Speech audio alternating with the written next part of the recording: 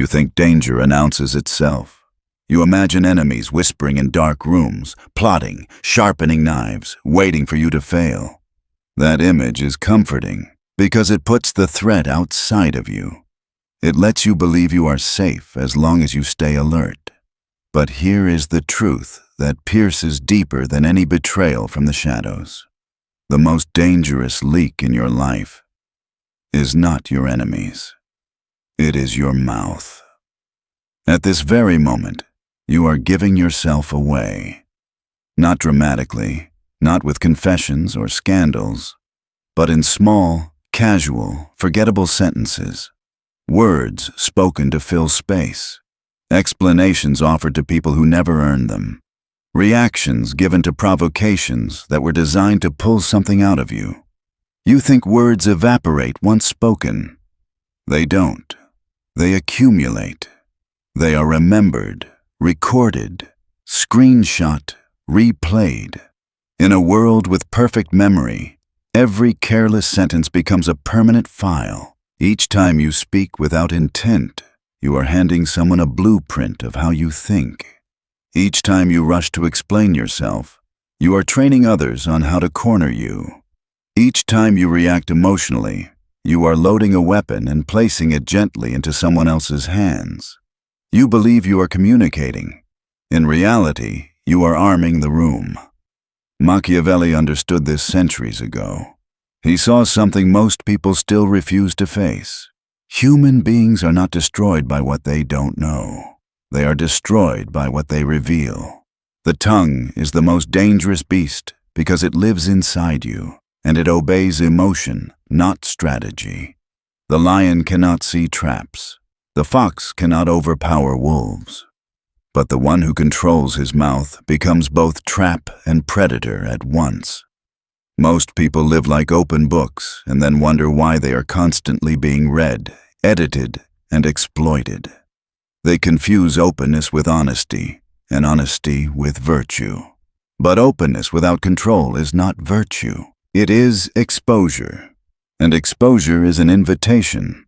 You are here because something in you is tired of being transparent, tired of being predictable, tired of feeling like people always know where to push, how to provoke, how to extract. This is not about becoming silent for the sake of silence. It is about understanding that speech is not neutral. Every word either strengthens your position or weakens it. There is no middle ground. Silence is not empty space. Silence is a loaded environment, and most people have been conditioned to fear it. The first and most common trap is what I call the silence vacuum. You know it well. A conversation stalls. A meeting pauses. A date goes quiet. The air thickens. For most people, that moment feels unbearable. Your nervous system interprets silence as rejection. Your mind panics, cortisol rises, and instinct takes over. You start talking. You add details that were never requested. You soften your stance. You joke. You concede. You negotiate against yourself. And in that instant, the balance of power shifts. Not because you were wrong, but because you blinked first. Those who understand power know this. Negotiators, interrogators, strategists. They don't rush to fill silence. They create it. They let it sit. They let it press on the other person like weight. They know that the one who breaks the silence is usually the one who needs approval more. We are conditioned to equate noise with life and silence with death. So we rush to make noise. But silence is not death. Silence is depth. When you can sit in it without fidgeting, without explaining, without rescuing the moment, you broadcast something without saying a word. You do not need validation to exist. Silence communicates comfort with yourself. It signals internal stability. It says, I am not here to perform. And that alone unsettles people who rely on your reactions to feel in control. When you refuse to fill the vacuum, the other person begins to move. They shift. They speak. They reveal.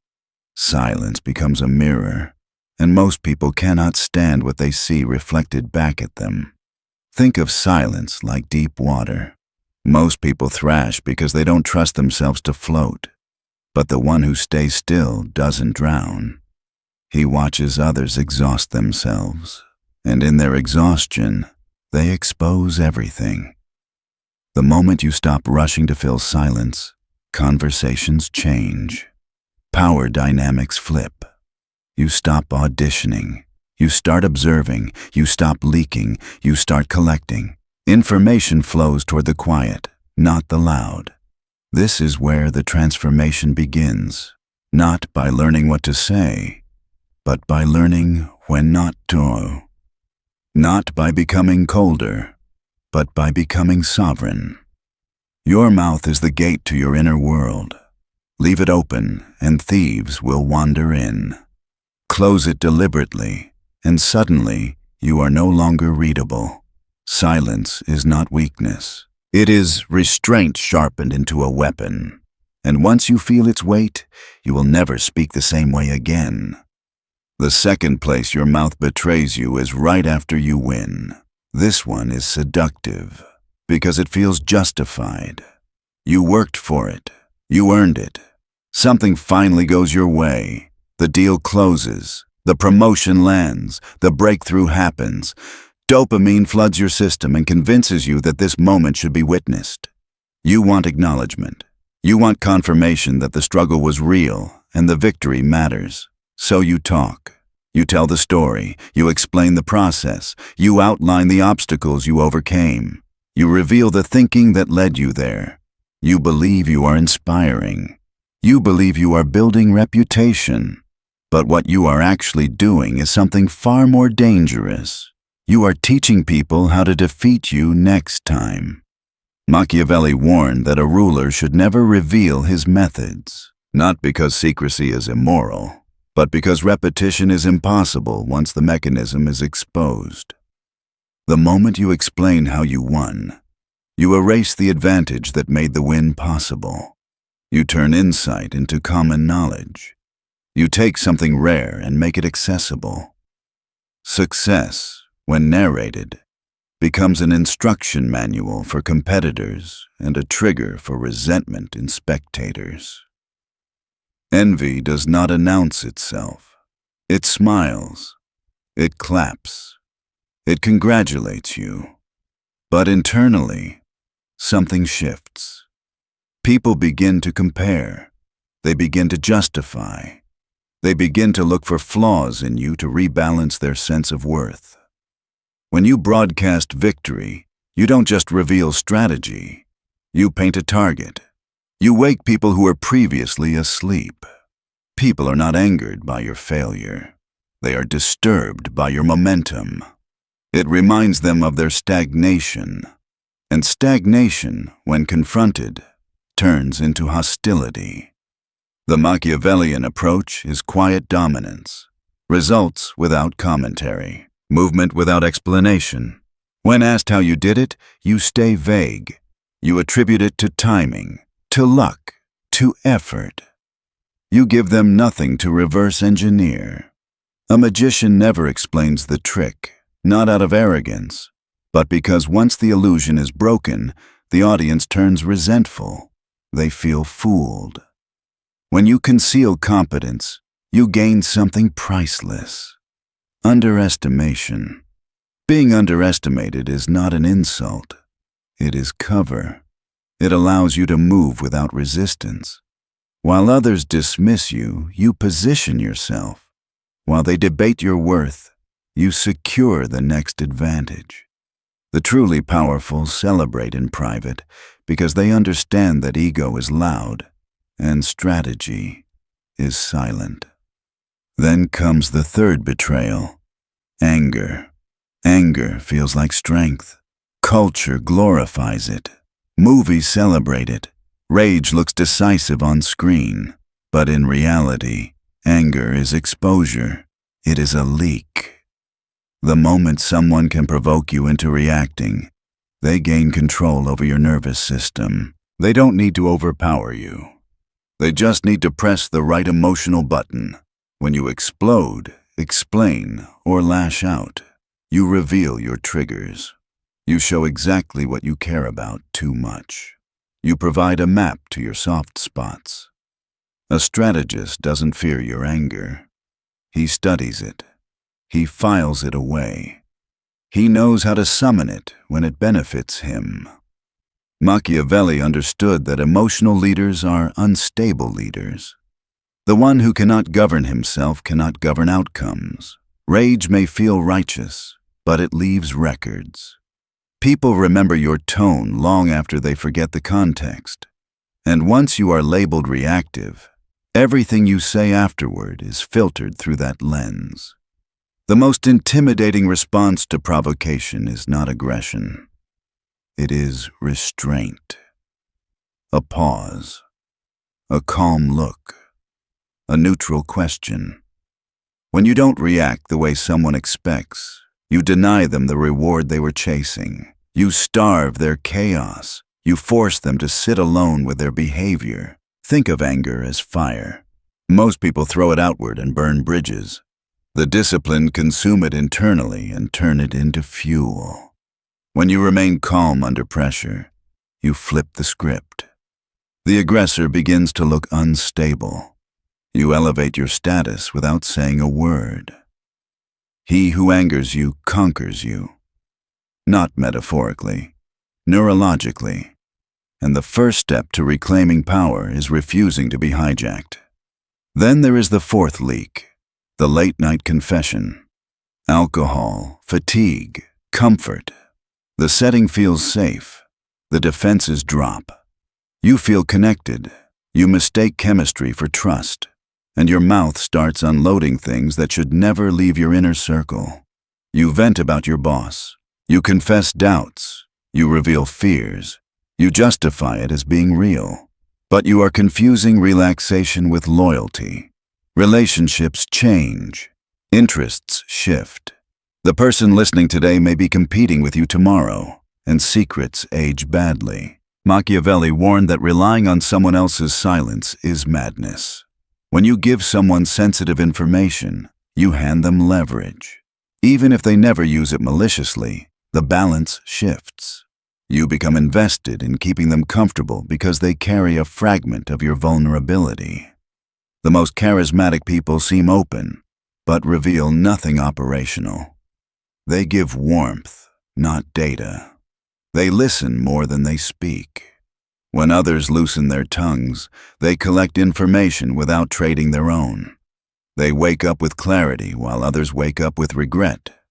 Being known is not the same as being exposed. One builds presence. The other builds dependence. Learn the difference, or you will keep paying for moments of artificial intimacy with long-term consequences. Your mouth betrays you not in dramatic moments, but in ordinary ones. And once you see the pattern, you can't unsee it. Power is not taken in a single move. It is leaked slowly, sentence by sentence, until one day you wonder where it went. And by then, everyone else already knows.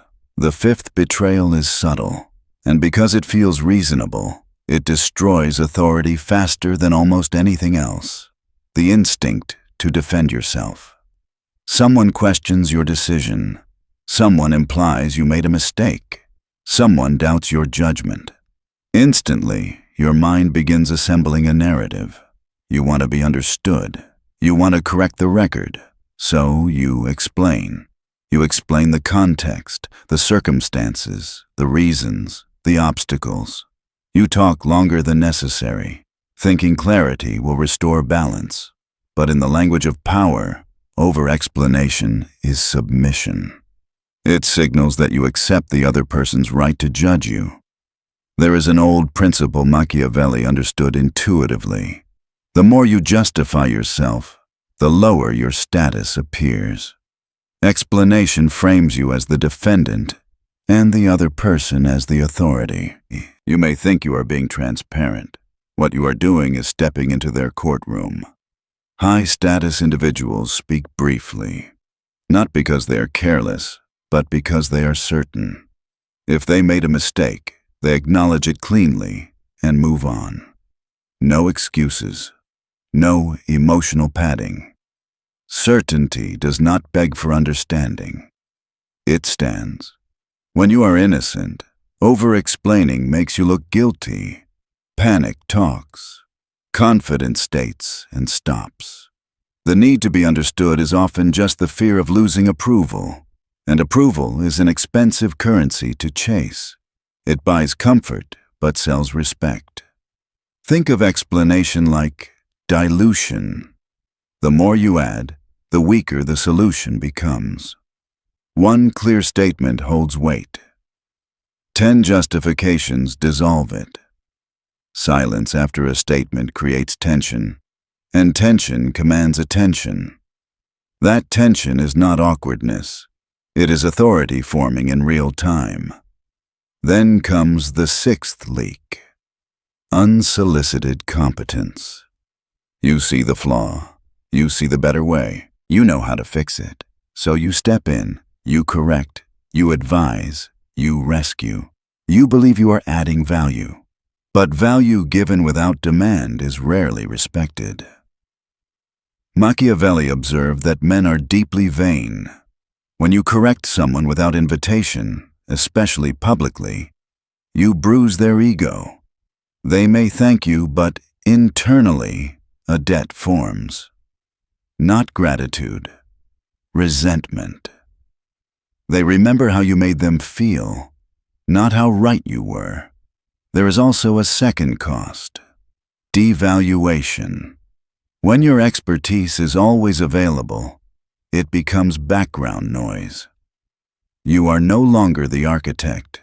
You are the mechanic, the one who fixes problems, not the one who shapes direction. Scarcity creates worth. If you prevent every failure, no one knows a failure was coming. You get no credit. But when you allow the mistake to surface and then intervene decisively, your value becomes obvious. Timing transforms skill into authority. Competence is a blade. Swing it constantly and it dulls. Keep it sheathed until asked, and it cuts cleanly. The disciplined strategist waits. He lets others struggle. He watches patterns form.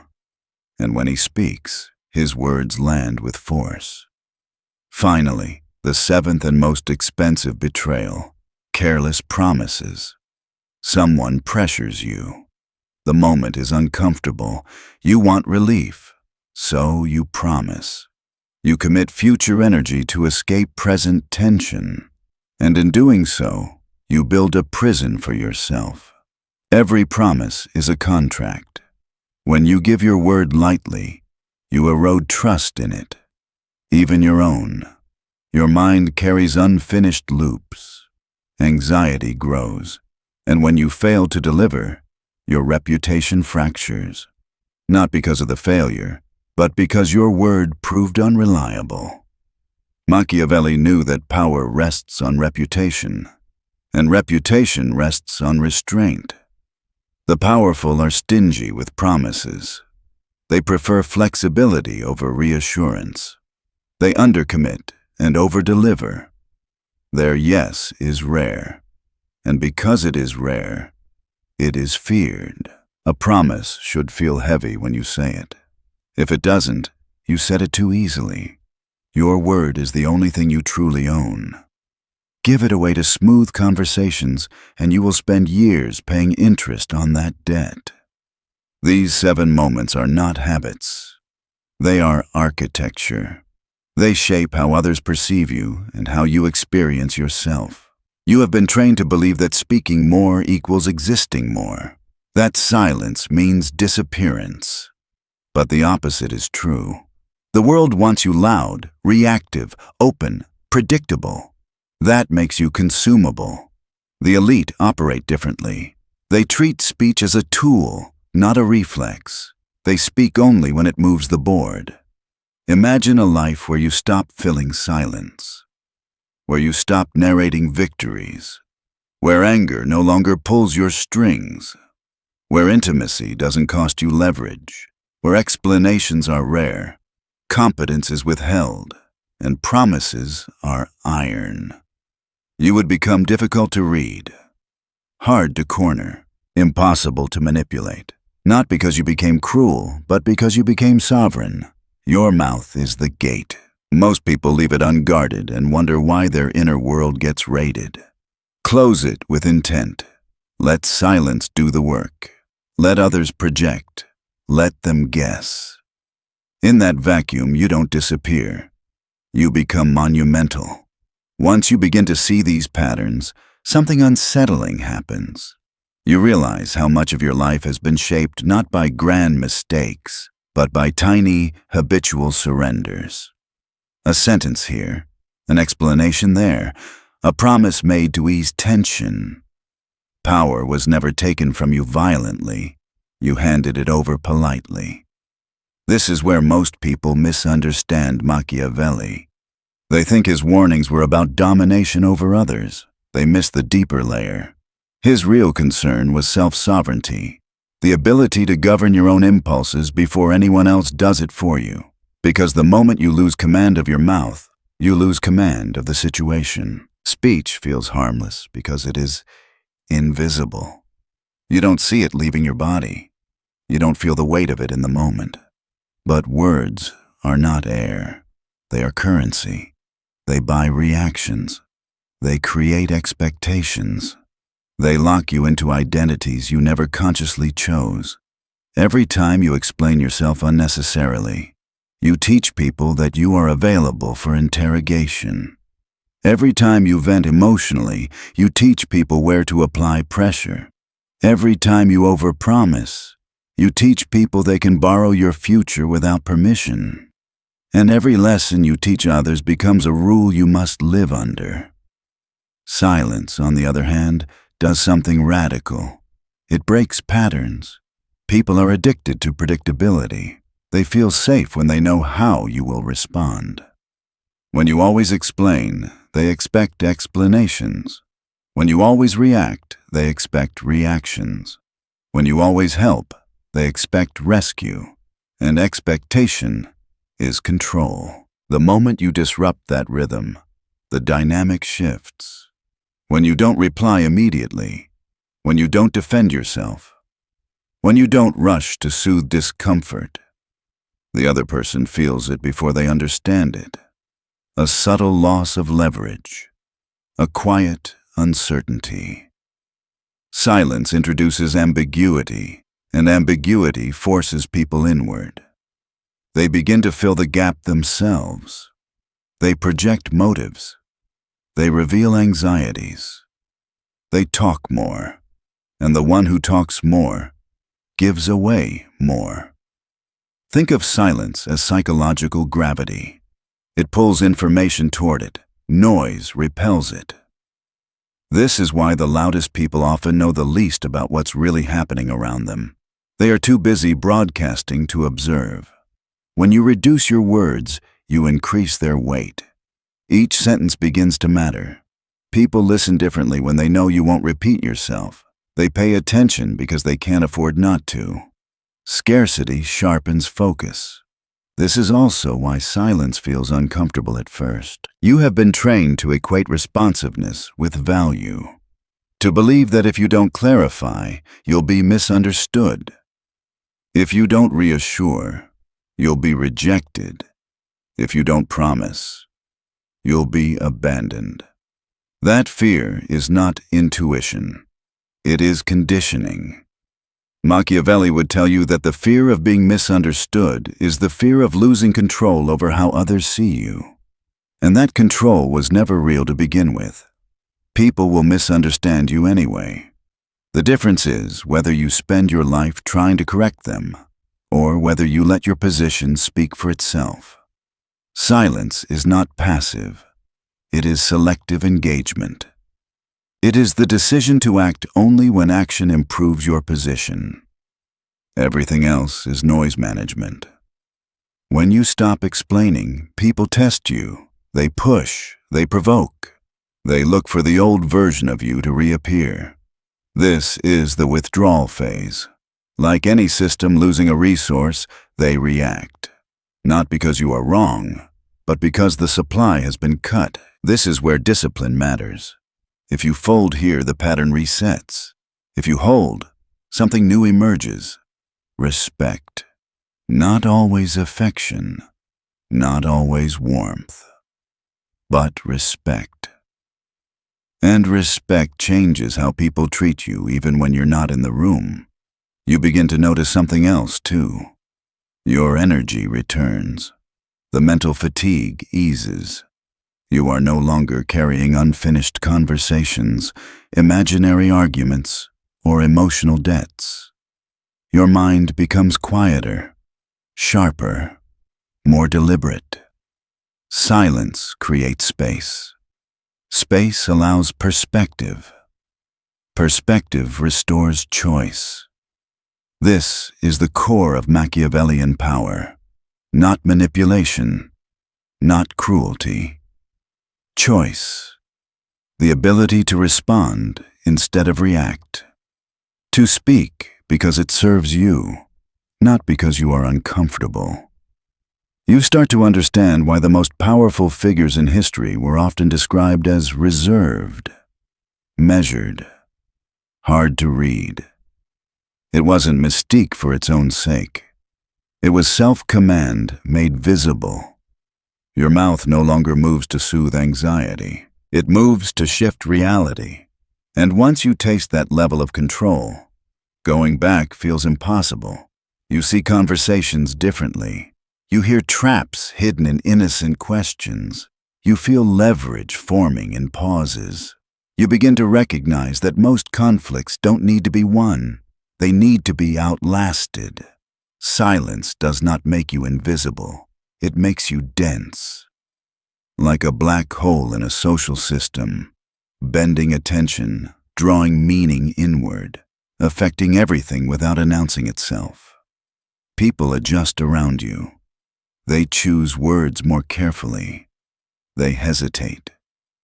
Not because you threaten them, because they can't read you anymore. And unreadable is the beginning of untouchable. At this point, something should feel different. Not louder, not more aggressive. Quieter, heavier, like the ground beneath you has shifted. That's because it has.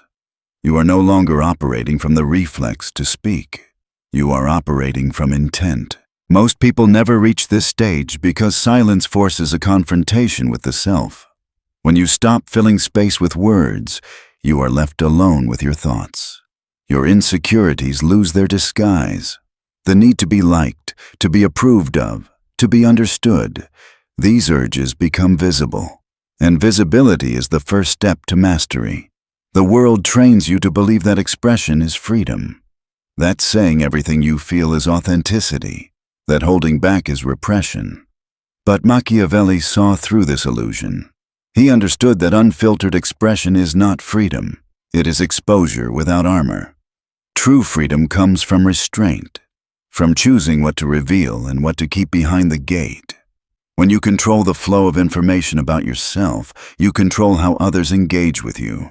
This is not deception. It is self-preservation elevated into strategy. When you speak less, people project more. They fill the silence with their assumptions, fears, and expectations. They tell themselves stories about you, and here is the paradox. Those stories often work in your favor. Mystery amplifies presence. Predictability dilutes it.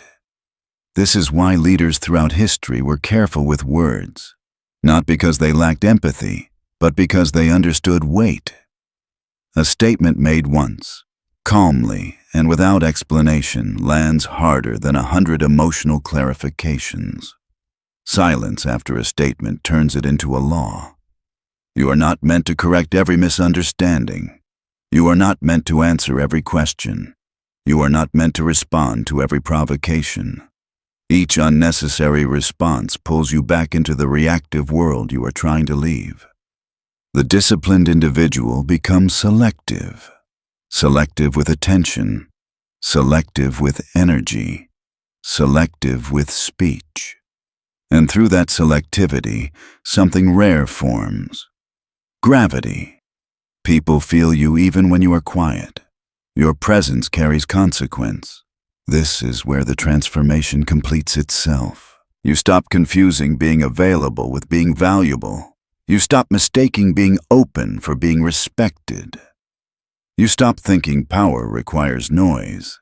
Silence becomes your filter. If words improve your position, you use them. If they don't, you swallow them. Over time, this recalibrates every relationship in your life. Some people drift away. They were feeding on access, not connection.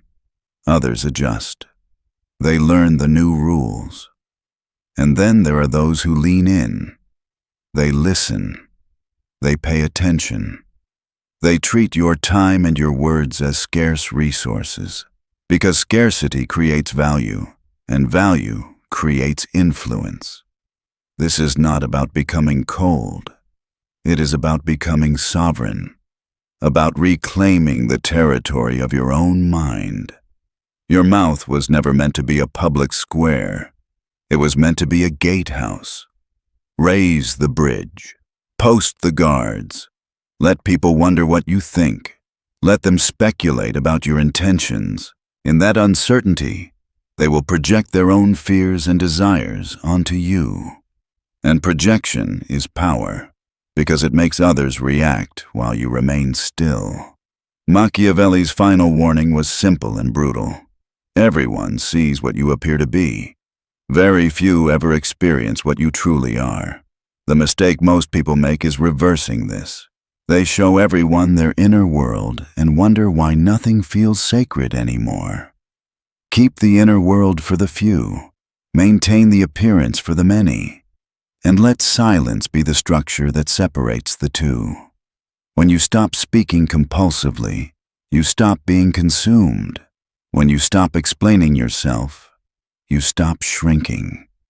When you stop reacting, you stop being controlled. Imagine the version of you who applies this consistently. Meetings where others reveal their positions while you observe. Conflicts where calm makes opponents unravel. Victories that accumulate quietly until they are undeniable. You would not need to announce power. Power would be felt. This is not an ending. It is an awakening. An exit from the reflexive life into a deliberate one. The moment you realize that every word is a move on a board, and that sometimes the strongest move is no move at all. Close the gate, let the silence work, and step into a life where your presence is not measured by how much you say, but by how much changes when you don't. Now pause for a moment, and let this settle. Because what you've just learned is not a communication skill. It's a shift in identity. Most people believe power comes from expression, from being seen, from making sure their voice is heard in every room. But Machiavelli understood a truth that still governs human behavior today. The one who speaks the most usually controls the least. They are reacting, explaining, defending, performing. And performance is always a position of weakness. When you learn to restrain your mouth, you stop leaking authority. You stop feeding other people's curiosity with pieces of yourself they haven't earned. You stop turning your inner world into public property. And slowly, something changes. People no longer feel entitled to your thoughts. They no longer assume access to your emotions. They start measuring their words around you. This is where silence stops being empty and starts becoming active. It creates tension. It creates uncertainty. And uncertainty forces people to reveal themselves. They speak more. They justify more. They expose their intentions while you remain still. You gain clarity without effort. Understand this deeply. You do not need to be understood by everyone. You need to be unreadable to most. Clarity is for allies. Ambiguity is for the world. When you give everyone the same access to your thoughts, you flatten your own value. But when access becomes selective, your presence gains weight. You will notice resistance when you change. Some people will call you distant. Others will say you've changed. What they really mean is that you are no longer predictable. You no longer soothe their discomfort. You no longer play the role they assigned you. And that loss of control unsettles them. Do not correct them. Do not explain. Let them adjust. Because the man who explains himself is asking permission to exist. The man who remains silent is deciding the terms. From this moment forward, let your words become deliberate. Let your silence become intentional. Speak only when it moves something in your favor. Walk away from conversations that demand emotional labor without offering respect. Reserve your voice for moments that matter. This is not about being cold. It is about being sovereign. The world is loud. It is reactive. It is desperate for noise. When you refuse to contribute to that noise, you rise above it. And in that elevation, power finds you. Not because you demanded it, but because you no longer gave it away.